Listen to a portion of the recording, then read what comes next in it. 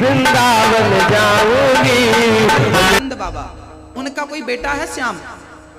वृंदावन वाले समझ गए कि ये भी प्रेमी है, भेज दिया बिहारी जी के मंदिर में, जाओ वही बैठा है यशोदा का छोरा, चले जाओ। खान साहब चले गए बड़ी प्रसन्नता से, लो देर सवेर सही मिला तो आज अपने हाथ से चरण पादुका पहनाऊंगा। कल्पना करने लगे कि जब पहनाऊंगा तब कितना बढ़िया नजारा होगा, मेरे गोद में बैठे होंगे गोविंद और मैं अपने हाथ से चरण पादुका पहना रहा होऊंगा। और जब वो मंदिर जाने लगे तो पुजारी जी ने, वहां के भक्तों ने रोक दिया, भाई आप मुसलमान हैं, आपकी एंट्री नहीं है, आप यहां बैठो। तो खान साहब रोने लगे, भाई बड़ी दूर से आया हूं, एक बार दर्शन दे दो, एक बार दर्शन करा दो, एक बार मिलवा दो। क्या कहते हैं खान साहब, मुझे ना रोको भाई, मेरी समझो मजबूरी, शाम से मिलने दे दो, बहुत है काम जरूरी। शाम से मिलने दे दो, बहुत है काम जरूरी। कोई जरूरी काम नहीं, बैठो यहाँ, अंदर नहीं जाने को मिलेगा, बैठो। खान साहब बैठ गए, कोई बात नहीं, कोई बात नहीं मेरे श्याम, मेरे यार, बहुत भीड़ लगी है। तभी किसी ने कहा कि आज पता नहीं आपको, आज जन्माष्टमी है। खान साहब बोलिए जन्माष्टमी क्या होती है? अरे आज लाला का, कृष्ण का जन्मोत्सव है। अच्छा अच्छा अच्छा अच्छा अच्छा, समझ गया। खान साहब बैठे, अच्छा अच्छा, ये बड़ी भीड़ लगी है ना भक्तों की। हाँ हाँ कोई बात नहीं, अपना जन्मदिन मना लो कन्हैया, हम बैठे हैं बाहर, पहले अपने रिश्तेदारों से मिल लो। उनको लगा ये सब रिश्तेदार हैं, उनको लगा होगा कोई बालक अंदर बैठा होगा। सारे भक्त लाइन लगा लगा कर बिहारी जी का दर्शन कर रहे थे। सुबह से शाम हो गई पर इंतजार, सीढ़ियों पे मंदिर के डाल कर अपना डेरा, कभी तो घर के बाहर आएगा श्याम मेरा, कभी तो घर के बाहर आएगा श्याम मेरा। इंतजार करते करते ही इंतजार करते करते ही सुबह से हो गई शाम। बताओ कहाँ मिलेंगे श्याम, बताओ कहाँ मिलेंगे श्याम। शाम हो गई। खान साहब ने आज एक गिलास पानी तक नहीं पिया कि जब अब आ ही गया हूं तो जब तक मैं पहना ना दूं। क्या पता था कि जन्माष्टमी में लोग व्रत भी रहते हैं, लेकिन उनका तो यूं ही व्रत हो गया, बिना पानी बिना भोजन के, बस लाइन खत्म ही नहीं हो रही है। अब जन्माष्टमी तो जन्माष्टमी है, भक्तों का तांता तो तांता है, लंबी लाइन, धक्का मुक्की, किनारे खड़े हैं। भाई हम दूसरे धर्म के आदमी हैं ना, हम डिस्टर्ब ना करें। खान साहब खड़े हैं। शाम हो गई, रात के 12 बजे जन्मोत्सव, कृष्ण जन्माष्टमी, खूब घंटा घड़ियाल बजाने लगे भक्त और झूमने लगे। नंद के आनंद भयो, जय कन्हैया लाल की, उत्सव मनाया गया। खान साहब खड़े हैं बाहर, खान साहब खड़े हैं। धीरे धीरे भक्त खत्म जाने लगे अपने अपने घर, भक्तों की लाइन खत्म हो गई, भीड़ छट गई। पुजारी जी ने भगवान की शयन आरती करी, बिहारी जी को सुलाया, पट बंद किए और सारे भक्त अपने अपने घर चले गए। लोगों ने कहा ए भाई चलो यहां से, ना ना मैं आज यहीं रुकूंगा और मैं आज जिस काम के लिए आया हूं करके जाऊंगा। अरे भगवान सो गए, चलो। नहीं नहीं नहीं, मेरी आत्मा कहती है कि अभी वो सोए नहीं है, अभी मेरे लिए जाग रहे हैं। आप लोग जाओ, सारे लोग समझे पागल है, पागल। बैठे, सारे लोग चले गए। खान साहब बैठे, मन में विचार करने लगे, कन्हैया अरे मैं अंदर नहीं आ सका तो क्या हुआ, तू तो बाहर आ सकता है ना। अब मैं अंदर नहीं आऊंगा, तू बहुत वीआईपी है ना, तेरे अपने लोग तो तुझे मिल लेते हैं पर तू गैरों से नहीं मिलता ना। कोई बात नहीं, तेरे बारे में इन लोगों ने कहा कि वो गैरों से नहीं मिलते, हम तो गैर हैं ना। अरे कोई बात नहीं, हम अंदर नहीं आ सके तो क्या हुआ, तेरा दरबार सजा था, तू बाहर आ जा, कुछ नहीं चाहता, बस अपनी चरण पादुका पहन कर चला जा, एक बार तेरी सूरत देख लूं, जो दिल में बिठाया है बस कंफर्म करना है कि वही है या दूसरी है, बस इंतजार इंतजार। और क्या हुआ, जाग कर रात बिताई, सुबह होने को आई, तभी उसके कानों में कोई आहट सी आई, तभी उसके कानों में कोई आहट सी आई। वो आगे पीछे देखे, वो देखे दाएं बाएं, वो चारों ओर ही देखे, कोई नजर न आए, वो चारों ओर ही देखे, कोई नजर न आए। झुकी नजर तो कदमों में ही, झुकी नजर तो कदमों में ही, बैठा था नन्हा श्याम, बताओ कहाँ मिलेगा श्याम, बताओ कहाँ मिलेगा श्याम। पूरी रात जाग कर खान साहब ने बिताई, तभी उसके कानों में ना, वो कहा था ना कि उसके पांव में पायल बंधी थी, तो उसी पायल की छन छन आवाज आने लगी। चारों तरफ खान साहब देखने लगे, हाँ हाँ पायल की आवाज लगता मेरी तरफ आ रहा है, पर किस तरफ से, कभी इस तरफ पूरब, कभी पश्चिम, कभी उत्तर, कभी दक्षिण, चारों तरफ वही गोल गोल घूमता हुआ देखे, कोई नजर नहीं आया। दूर दूर तक देख रहा है, कहां से आ रहा है, कहां से। थोड़ी देर बाद ना वो पायल की छन छन बंद हो गई। आहा, लगता है हमें दर्शन नहीं देगा, हमसे रूठ गया है। पर हमने गलती क्या करी है, हमने अपराध क्या किया है? कम से कम अपराध बताने तो आ जा कि तुमने ये अपराध किया है, इसलिए हम तुमसे मिलने नहीं आ रहे हैं। कम से कम अपराध तो बता दो हमारा, कि हमने कौन सा गुनाह कर लिया। रसखान उदास हो गए, और जब वो बैठने लगे, नजर झुकी तो देखते क्या है, उनके पास जहां उनने चरण पादुका रखी थी ना, उसी के पास एक नन्हा सा बालक बैठा था, और खान साहब को टुकुर टुकुर टुकुर टुकुर देख रहा था। आहा हा हा। अब खान साहब ने जब बालक को, और बालक ने जब खान साहब को देखा, दोनों की नजरें मिली, नजरें चुप हैं लेकिन बातें बहुत कुछ हो रही हैं। आहा हा। खान साहब की आत्मा गदगद हो गई, बालक को उठाया और हृदय से लगाकर उनके चरण चूमने लगा। आहा हा, कितना सुंदर बालक है। प्रभु आने में कोई इतनी देर करता है क्या? अच्छा आ गए हो ना, अब आपके रिश्तेदार आने वाले हैं। हाँ एक काम करो, मैं आपको पादुका पहनाऊं और फिर आप जल्दी से जाओ। और ज्यों पादुका पहनाने को भगवान के चरण देखे तो भगवान के चरणों से रक्त बह रहा था, छाले पड़े थे। प्रभु ये आपके पांव में इतनी चोट कैसे लग गई, इतने कांटे इतने कंकड़ कैसे चुभ गए? खान साहब की आंखों में आंसू आ गए। इतने कोमल चरण, मैंने कहा था पान वाले से कि चरण पादुका पहना दो, देखो नहीं पहनाई, हो गए ना, पड़ गए ना छाले, हो गए ना घायल ये पांव। रोने लगे खान साहब। भगवान ने गोद में बैठे थे ना खान साहब की, तो भगवान ने आंसू अपने हाथ से पोंछे और कहा कि तेरी चरण पादुका पहनने के लिए ना मैं गोकुल से दौड़ता हुआ आया हूं, तो रास्ते में ना बहुत कंकड़ थे, कांटे थे, चुभ गए। प्रभु गोकुल, ये गोकुल कहाँ है? बोले यहाँ से पास में है गोकुल, वहां से मुझे आना पड़ा। क्यों?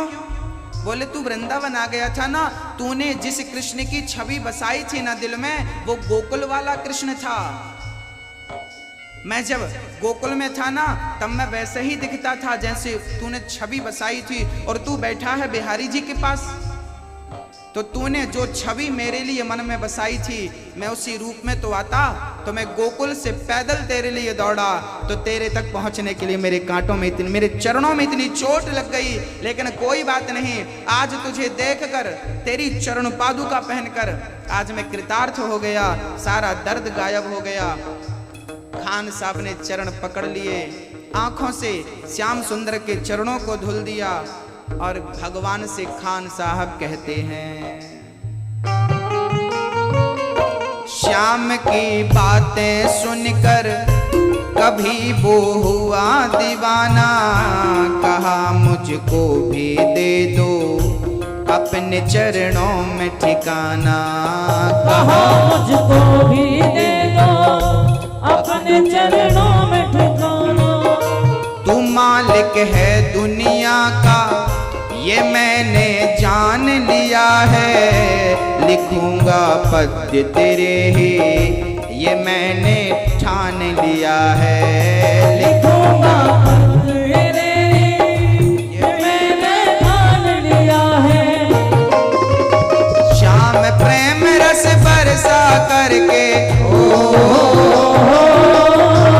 श्याम प्रेम रस बरसा करके खान हुए रस खान, बताओ कहाँ मिलेंगे श्याम, बताओ कहाँ मिलेंगे श्याम, बताओ कहाँ मिलेंगे श्याम, बताओ कहाँ मिलेंगे श्याम, बताओ कहाँ मिलेंगे श्याम, बताओ कहाँ मिलेंगे श्याम, बताओ कहाँ नहीं है श्याम, बताओ कहाँ नहीं है श्याम। भाव के भूखे हैं मेरे श्याम, भाव के भूखे हैं मेरे श्याम, प्रेम के भूखे हैं भगवान, प्रेम के भूखे हैं भगवान, भाव से मिलते हैं भगवान, भाव से मिलते हैं भगवान, भाव से मिलते हैं भगवान।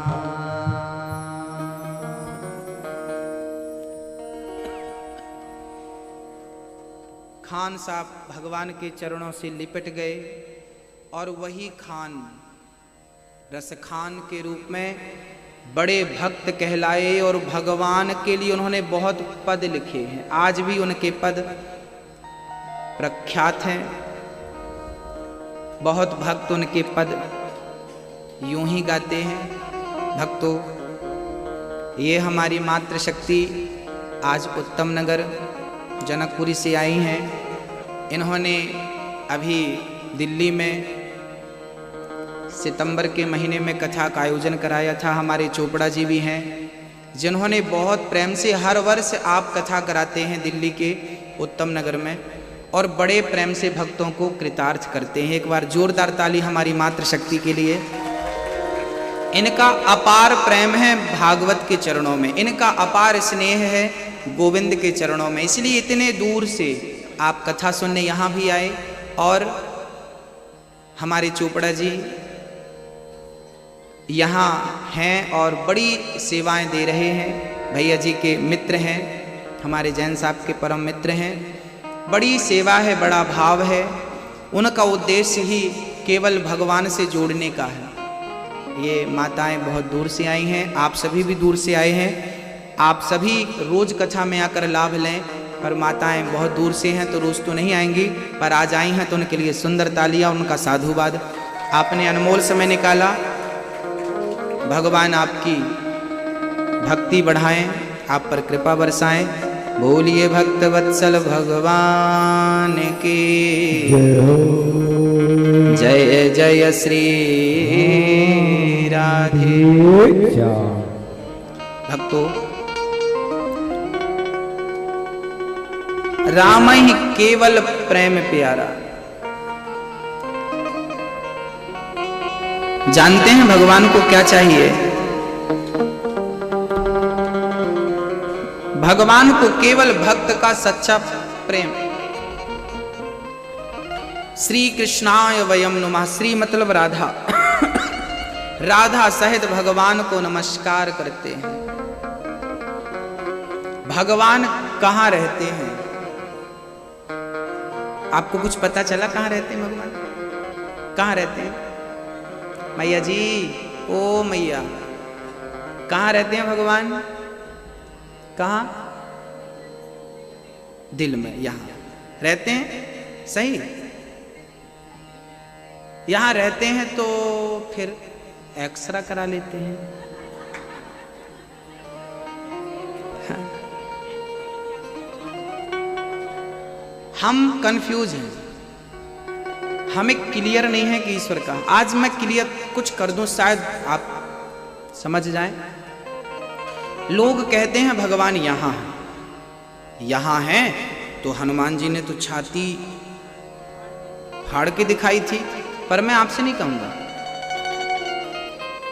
क्योंकि संभव भी नहीं है। वो जमाना तब था, तब एक्सरे मशीन नहीं हुआ करती थी, इसलिए हनुमान जी को फाड़ के दिखाना पड़ा। आज तो उपलब्ध है ना, साधन है। आजकल तो मां के पेट में बच्चे का मूवमेंट भी दिख जाता है, ऐसे आधुनिक यंत्र आ गए। तो परमात्मा यदि है तो वो भी दिख जाएगा ना किसी न किसी यंत्र के द्वारा। तब पता चला, बहुत लोगों ने एक्सरा कराया पर कुछ आया नहीं सिवा हड्डियों के। क्यों? कारण है। हम कहते हैं भगवान यहाँ है, भगवान यहाँ, ये भगवान मंदिर में, ये भगवान यहाँ, ये भगवान यहाँ। ना तो भगवान दिल में होते हैं, ना तो भगवान मंदिर में होते हैं, ना तो भगवान तीर्थों में होते हैं। अच्छा, कहाँ होते हैं फिर? बोले भगवान होते हैं भक्त के विश्वास में। यदि विश्वास है आपको, हमको, इनको, सबको, यदि विश्वास है तो बताइए भगवान कहाँ नहीं है? और विश्वास नहीं है तो बताइए भगवान कहाँ है? भाई मंदिर में ये लड्डू गोपाल जी बैठे हैं, ठाकुर जी, ये भगवान है। किन के लिए भगवान है? जिनको विश्वास है उनके लिए भगवान है, जिनको विश्वास नहीं उनके लिए पीतल है। प्रहलाद जी ने कहा इस खंबे में भगवान है, अपने पिता हिरण्यकश्यप से। है भगवान? हाँ हाँ, न केवलम में भवतश्च राजन सबई बलम बलिनाम चापरेशम। इस खंबे में भगवान है। अच्छा, हिरण्यकश्यप बोला मुझे तो नजर नहीं आ रहे हैं, ट्राई कर लेता हूं। एक प्रहार किया, खंबा टूट गया, और जब खंबा टूटा पत्थर का तो नरसिंह भगवान गर्जना करते हुए प्रकट हो गए। क्यों प्रकट हो गए? तब का पत्थर टूटा तो भगवान प्रकट हो गए। आज हजारों पत्थर टूटते हैं, भगवान प्रकट नहीं होता। कारण क्या है? भगवान नरसिंह इसलिए आए, कहीं मेरे भक्त का वचन मिथ्या ना हो जाए। भक्त ने कहा है कि यहां भगवान है, तो भगवान उस खंबे में नहीं थे, भगवान तो भक्त के, प्रहलाद के विश्वास में थे, कि विश्वास से कह दिया कि भगवान है तो है। उस विश्वास को साबित करने के लिए, उस विश्वास को सिद्ध करने के लिए ईश्वर उस खंबे से प्रकट हो गए। यदि विश्वास है आपके हृदय में, ये मैं नहीं, रामचरितमानस कह रही है, मंत्र जाप मम दृढ़ विश्वास। भगवान की भक्ति विश्वास के बिना अधूरी है। अच्छा, भक्ति की पहली सीढ़ी क्या है? आप माला पहना रहे हो, स्नान करा रहे हो, मंदिर जा रहे हो, इसके पहले क्या है? इसके पहले है विश्वास। यदि विश्वास है तो हमारी हर भक्ति, हमारी हर पूजा, हमारी, अब मैया कहती हैं कि महाराज जी भगवान को पहले हम दूध से नहलाएं कि पानी से नहलाएं, पहले हम फूल चढ़ाएं कि पहले तुलसी चढ़ाएं, पहले भोग लगाएं कि पहले आरती करें। हम यहाँ उलझे हैं, कंफ्यूज हैं, पहले ये कर लें कि पहले वो कर लें। अरे भाई, भगवान के लिए पहले ये काम के पहले, ये तो क्रिया हो गई, ये तो कर्म हो गया। और ईश्वर तक कौन सा कर्म है जो आपको पहुंचा दे? ईश्वर कर्म से नहीं।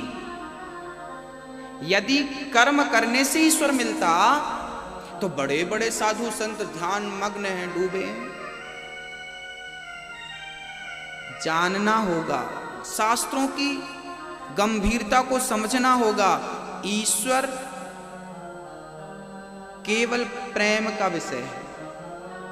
राम ही केवल प्रेम प्यारा, जान ले जो जान नहीं हारा।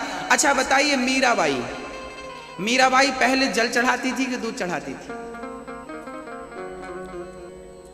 पहले फूल चढ़ाती थी कि पहले भोग लगाती थी? पहले आरती करती थी कि धूप बत्ती लगाती थी? क्या करती थी मीराबाई? मीराबाई ने कभी ना एक लोटा जल चढ़ाया। सुन लीजिए, कहीं लिखा नहीं मीरा के जीवन में, ना मीरा ने कभी एक लोटा जल चढ़ाया भगवान को, ना कभी एक तुलसी चढ़ाई, ना कभी एक फूल चढ़ाया, ना कभी कुछ किया। फिर भी उससे बड़ा प्रेमी हम तो उसकी धूल बन जाएं पांव की, चरणों की, तो बड़ी कृपा है। क्यों? क्योंकि मीरा फूल नहीं, जल नहीं, कुछ नहीं, केवल प्रेम अपनी आंखों के आंसू निकाल निकाल के गोविंद के चरणों में चढ़ाया करती थी। गोविंद मेरे पास जो है वो सब तेरा दिया हुआ है, बस आंसू हैं जो निकाल निकाल के मैं आपके चरणों में चढ़ा सकती हूँ। अपने आंसुओं से भगवान का अभिषेक करती थी मीराबाई। अच्छा, एक भक्त के भी भगवान ने पांव धुले थे आंसुओं से, जानते हो कौन? देख सुदामा की दीन दशा, करुणा करके करुणा निधि रोए, पानी परात को हाथ छुओ, नहीं नैनन के जल से पग धोए। भगवान कृष्ण आज सुदामा के चरणों को अपने आंखों के जल से धो रहे हैं। आहा, तो क्या वो भगवान जो भक्त के लिए आंसू बहाता है, क्या वो आपसे फूल चाहता है? क्या आप इतने सस्ते में निपटने चाहते हो? एक माला चढ़ा दिया, एक हार चढ़ा दिया, ये सस्ती चीजें क्यों? कुछ महंगा चढ़ाओ भगवान को। क्या सोना महंगा है? ना, सोना कोई कीमती नहीं है उसके सामने। चांदी, हीरा, मोती ना तो सोना, ना तो चांदी, ना हीरा, ना मोती, ना फूल, ना नारियल, ना पैसा, ना लड्डू, ना मिठाई, तो क्या?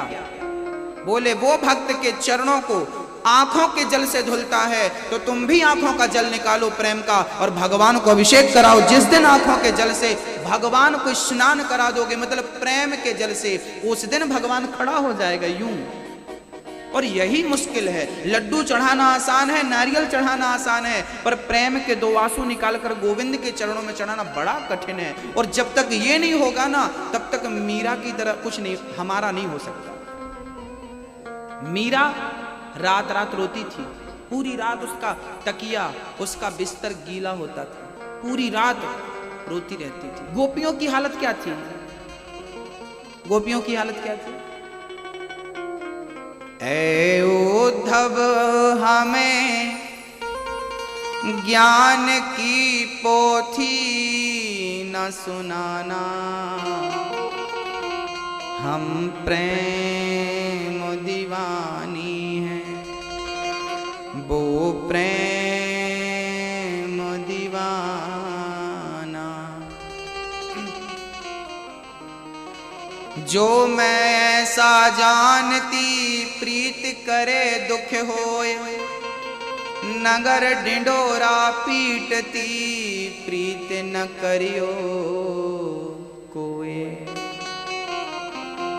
जाना ही था श्याम सुंदर तो पहले ही बतलाते, घर परिवार को छोड़ के हम कभी यहाँ ना आते। क्या पता था कि तुम बीच में ही छोड़कर चले जाओगे। रोती थी। उद्धव जी मिलने गए गोपियों से। कन्हैया आज रो रहे हैं, यमुना के तट पर बैठे बैठे रो रहे हैं, भगवान रो रहे हैं।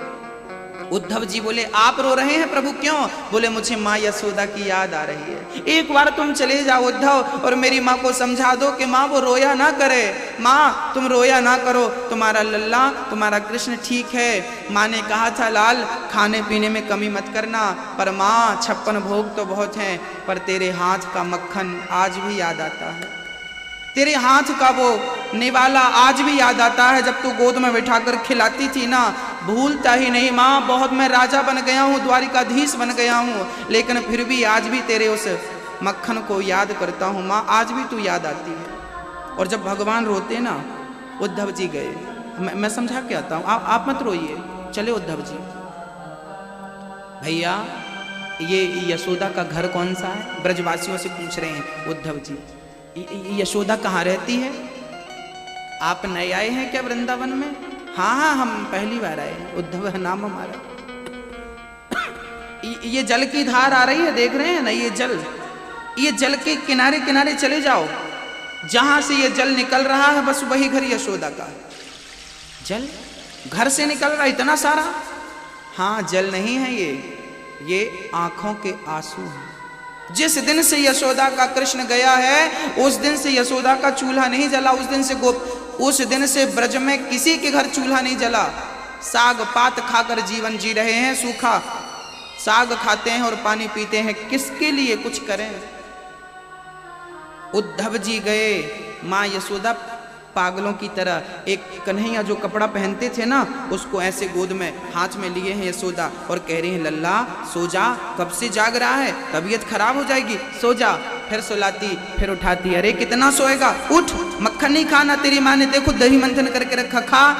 कपड़े से बात करती, जो कपड़े कन्हैया पहनते ना, जो वस्त्र कन्हैया पहनते ना, उन वस्त्रों को गोद में रखती और माँ बात करती। उद्धव जी पहुंच गए दरवाजे पर, है कोई घर पे? नंद बाबा पास में बैठे थे, दौड़ कर गए, कौन है, लगता है कृष्ण आ गया। जाकर देखा कृष्ण जैसा हुलिया तो था पर कृष्ण नहीं था।